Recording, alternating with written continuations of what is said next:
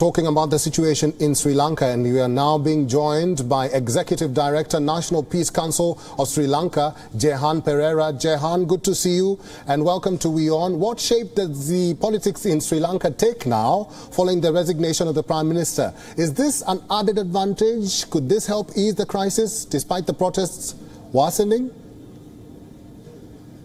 Actually, the situation is very, very uncertain now. And the way Prime Minister Rajapaksa has resigned adds to that uncertainty, because his departure now means that there is a sort of a vacuum that has formed, and there are people on the streets now protesting and demonstrating, and those who are against the Rajapaksas are now on the streets practicing violence. Now, this all happened when Prime Minister Rajapaksa's supporters met him in Temple Trees, in the Prime Minister's residence. Thousands of them came there this morning. They met him, and then they came out of his residence, out of his office, and went to attack the peaceful protesters who had been there for 1 month without violence, and attacked them. Now, this was seen throughout the country on television. And people got very angry with that.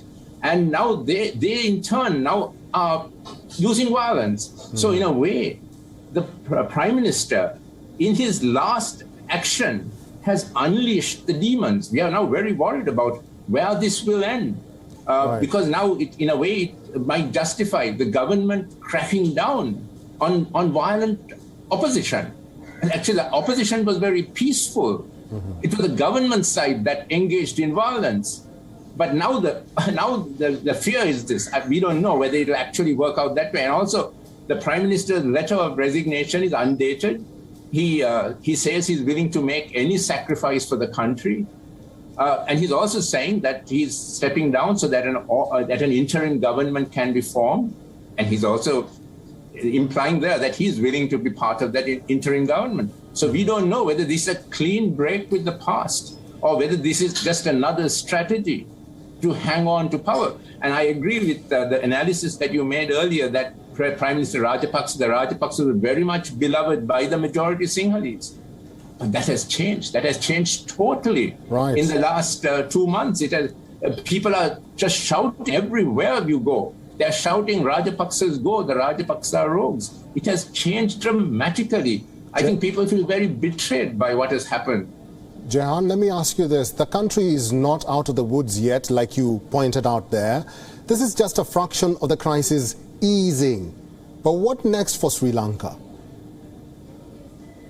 Now, we have to wait and see whether we are hoping that today's the violent scenes we have seen, where vigilantes are on the streets, now checking buses to see whether those who engage in the violence in the Prime Minister's residence in that area, whether they are going home, they are checking them. They're stopping buses, assaulting people. We are hoping that will end, and that tomorrow there will be calmness, because otherwise the worst elements in our society now might come out. We are very worried. We really don't know what's going to happen. I'm hoping that tomorrow will bring some calm, and tomorrow will see that the president makes some sort of statement. He has made no statement so far. He make a reconciliatory statement where the ideal is that he talks about himself leaving office, and he says that I will supervise my own departure and the diminishing of power of the presidency, which is what everyone wants today. Jehan Perera is an Executive Director, National Peace Council of Sri Lanka. Thank you very much for making time and for talking to us on WION today.